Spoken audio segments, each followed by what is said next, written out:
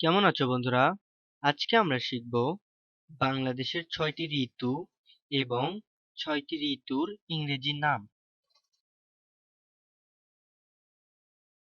Summer, summer অর্থ গ্রীষ্মকাল। Rainy, rainy অর্থ বর্ষা। অটাম, অটাম অর্থ শরৎ। লেট অটাম, লেট অটাম অর্থ হেমন্ত। উইন্টার, উইন্টার অর্থ শীতকাল। এবং স্প্রিং, স্প্রিং অর্থ বসন্তকাল। চলো বন্ধুরা আরেকবার পড়ে নেওয়া যাক বাংলাদেশের ৬টি ঋতু এবং ৬টি ঋতুর ইংরেজি নাম। সামার, সামার মানে গ্রীষ্মকাল। রেইনি, রেইনি মানে বর্ষাকাল। অটাম, অটাম মানে শরৎকাল।